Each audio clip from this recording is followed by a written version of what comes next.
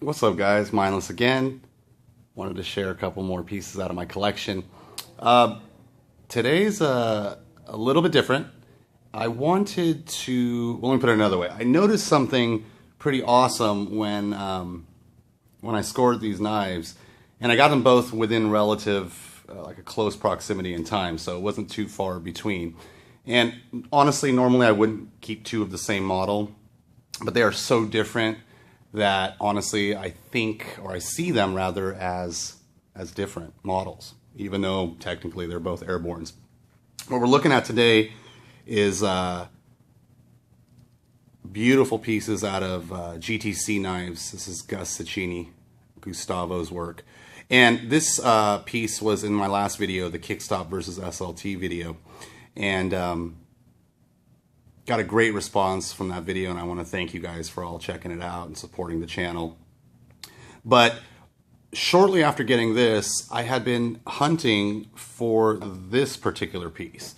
And I knew that two existed, and as soon as I realized who had it, or had one of them, and he was willing to talk trade, I kind of made it a mission to grab it. And what we're looking at is another Airborne from Gus, except it is solid Timascus, both sides.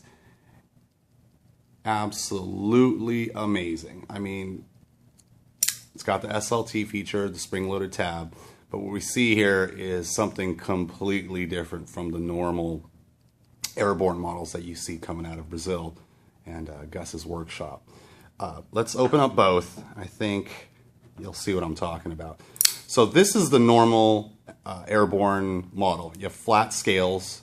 Usually there'll be some type of inlay, and this one it's Mochatai, which is rare for Gus. He usually uses Timascus. And as expected, absolutely perfect. Obviously, custom hardware everywhere. There you see Gus's famous hardware, sculpted clip, hidden hardware on the clip, custom pivot.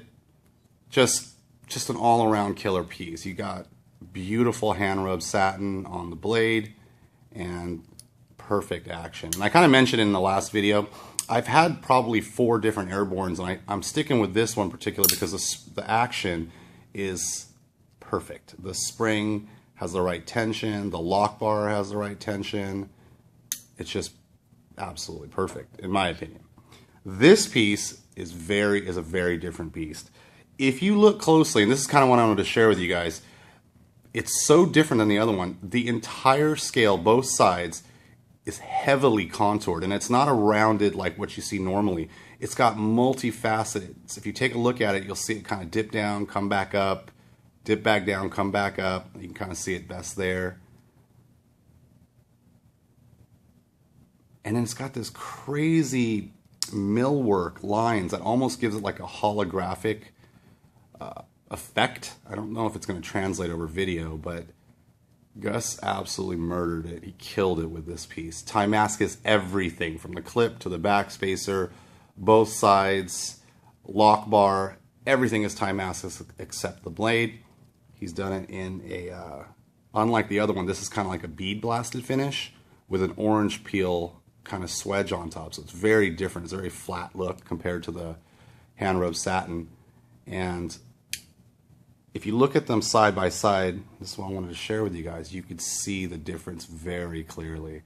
Take a look at the thickness differences between these two pieces. Striking difference. Both are perfectly centered. Action is perfect on both. The lock bar cutout is similar. Pocket clips are similar.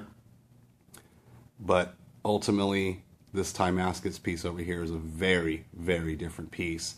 And I wanted to share it with you because in the few years I've been collecting, I've never seen a handle finished this way. You could tell that a lot of work went into this. You could see the Timascus that was chosen. Beautiful lines on the cross sections. The file work from Gus is just stunning. Pocket clip, everything. Weight-wise too, it's considerably heavier than this titanium piece. So just truly honored to have it in the collection. And honestly, I'm going to probably keep both just because they are so different. I'm probably not going to carry this piece too often because it's very thick and heavy compared to this piece. Beautiful, beautiful knife. There you go. Absolutely stunning. Crazy thing about this too is you notice with the lock bar, Timascus is very different than titanium, and the pressure on the lock bar required to disengage is much higher than on the titanium piece. Flipping action is exactly the same, perfect.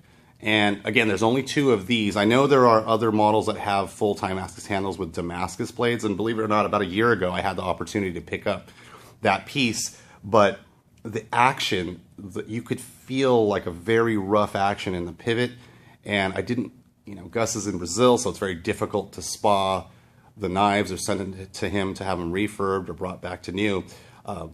Typically, what he does is he travels to the United States for a few shows a year, and in that time while he's here, he will spa pieces for GTC knife owners while he's here in the States. He'll borrow another maker's equipment or, you know, do whatever he has to do to get the knife spot and back to you before he goes back to Brazil. You know, anytime you ship knives internationally, you run the risk of the knife getting caught up in customs, and you could literally lose the knife. I know, I've heard stories. Personal friends of mine have lost very expensive pieces in transit when shipping internationally. So with Gus's knives, I'm very careful about purchasing, especially on the secondary market, that they're absolutely perfect. So rarely do I actually purchase pieces secondhand from other collectors, unless I can handle a knife in person before the purchase or the trade. So a little bit about these 2. This particular piece, I knew it existed. It belonged to a pretty high-profile collector out of the East Coast, and as soon as it became available, I think he traded it through Recon 1 with Sacco.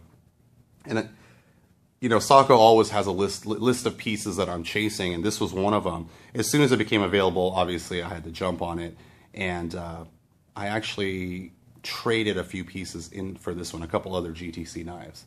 So just stoked, thanks Sacco, I was able to get this piece. This piece was the one of 2. Both pieces are with some pretty private collectors. One of those collectors lives pretty close to me, and when he said, I have one of the 2 full Timascus Airbornes, you know, I kind of said, hey, if you ever want to move that piece, please let me know.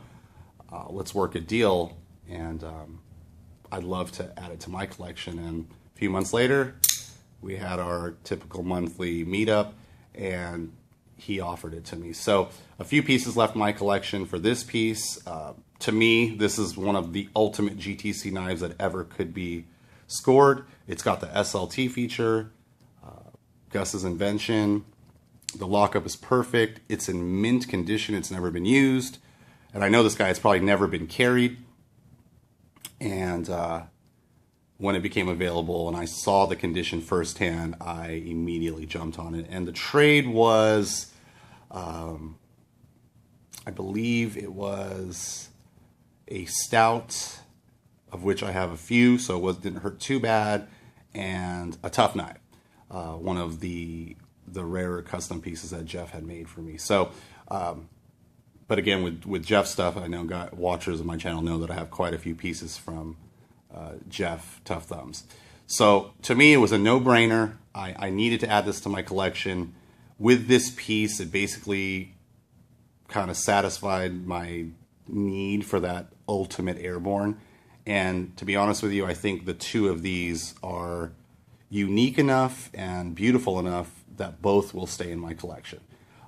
If I ever am going to trade out, it'll be this one that leaves. I know this one is a piece that I'm going to keep to kind of basically represent the best that Gus can do.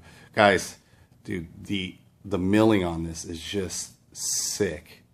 So ridiculous. And unlike a normal contoured handle where it's very round and smooth, very hard edges on this. And you would think it would just be full of hot spots, but it's not. You can really bear down on it. And I kind of get a little bit of a hot spot right here on this edge of the clip, but it's the same on the other Airborne, so it's okay. And to me, an Airborne is just really a gigantic gentleman's carry. And the styling of this piece is just amazing. It is a large knife. The Airbornes, if you've never handled them, they're big. We're talking, you know, a hair bigger than a 4-inch handle. This overall length is over 9 inches, so it's quite a large knife. But in full Timascus, it is so impressive.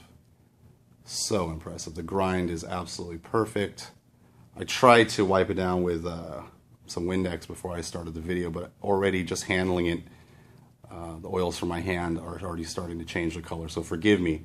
But you get the idea. I mean, this thing is just stunning. Stunning work. And I know all my last few videos have all been, you know, kick stops and SLTs, but I think you guys really needed to see the difference, or how different two exact same models can be and look. And I think nothing kind of displays that more than the difference between these two Airborne. So just amazing pieces. Amazing pieces. Action on this one is still better.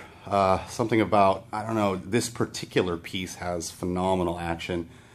What you'll find, I think, when you start to play with a lot of SLTs is you'll get a small squeak from the flipper tab. Like right here, you'll hear a little squeak as they kind of age. This one has not. I have not put any oil in it or anything. And action, it just fires super hard.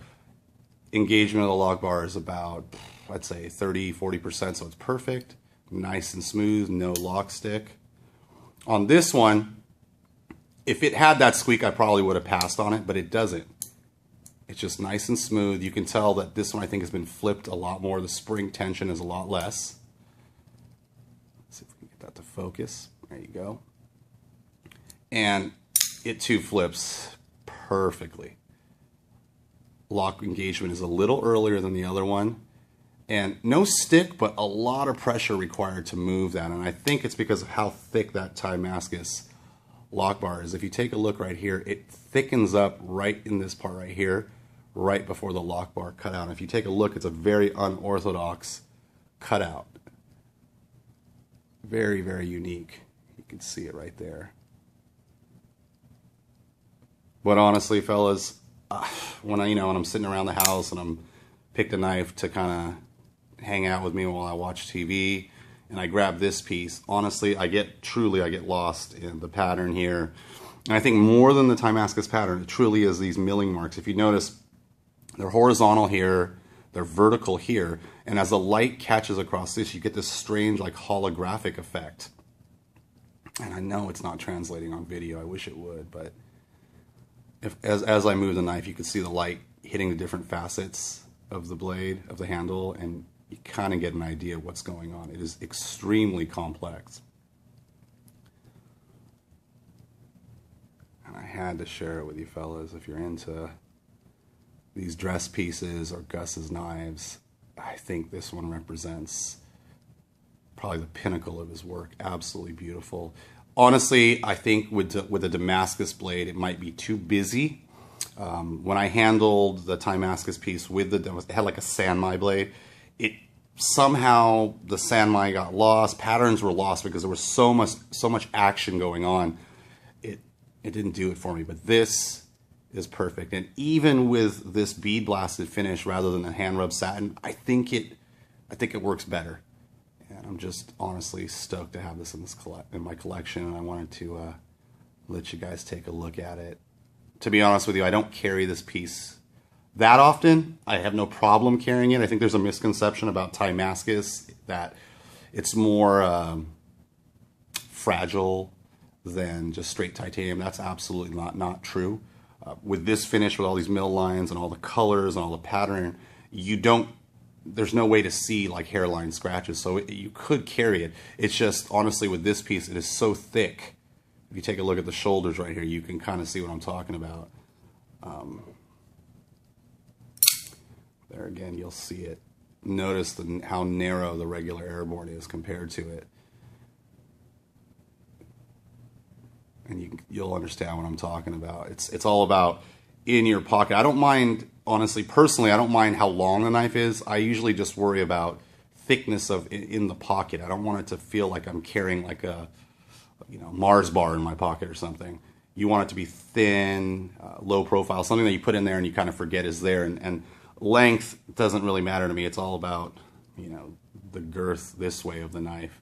And honestly, this is up there with some of the thickest knives I have.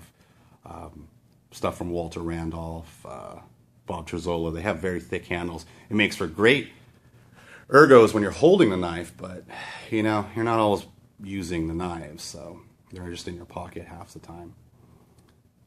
Guys, this is just an outstanding example of Gus's work. I'm so friggin' stoked to have it in the collection. Beautiful. Stunning, stunning work. You can see both are hand inscribed by Gus. This one, the model number, 154, and the year made. The same on this piece as well. I believe it was made the same year. Airborne. It's also 154 on the blade steel, 2014 as well. Beautiful, beautiful, beautiful work. The pattern in the Mokutai here is just stunning too. Gorgeous piece. And this video is really not about this piece. It was in the last video, but I had to show you the two pieces together because the comparison is striking. It truly is. And I think I know for a fact, personally, I've never seen. I believe Gus had one at Blade Show. And it looked very similar. It was a piece that where he won the most innovative design for the SLT. But it wasn't for sale. So, you know, I spoke to him and said, hey, can I get one of those? And he just says, you know, I rarely make them. So I thought I just would never score one. And I thought, you know, a lot of these knives go to collectors that are extremely private and they just disappear and you never have a chance to score it. And unbelievably, it actually, in a meeting with a buddy, I was holding this piece and I knew I wanted it. I would have purchased it a lot sooner, but that month that he showed it to me was the month I bought the Dragon Tail Hokkaido. And, you know, the Hokkaido was something I was chasing for a lot longer than this. So, but guys, I wanted you to see this piece, one of the rarest GTCs out there. If you have any questions regarding this or any of my past videos, or just want to share some comments, I really invite you to do so. I literally try to respond to each and every comment. And I wanted to take a second to thank you guys for stopping in and watching another video. Forgive me for no video last week. I was at the California Custom Knife Show, which is very different than Blade and G7, but still fun nevertheless. And next week I won't be in town. I'm traveling, so there may not be a video next weekend. What I'll try to do is probably film something during the week and get it up, or at least upload it and then publish it on Saturday, so there's something there on the channel. I'm kind of really keen on sticking to a Saturday video every week. I'll do my best, guys. Again, thank you so much for all the new subscribers. If you dug this, please hit that like button and subscribe for more videos. Thanks for stopping in, fellas. We're looking at a full Timascus Airborne from GTC Knives, Mokutai inlay, Airborne on this piece right here. Gus is a badass, guys. If you ever could score a GTC knife, you will not regret it. They are great, great pieces. And the Airborne and the Horsepower, the other SLT model, the smaller one, are just killer, killer pieces.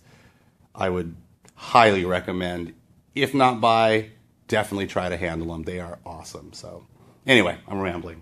Thanks again for stopping in. Like, subscribe for more vids. I'll see you on the next one. Take it easy, fellas.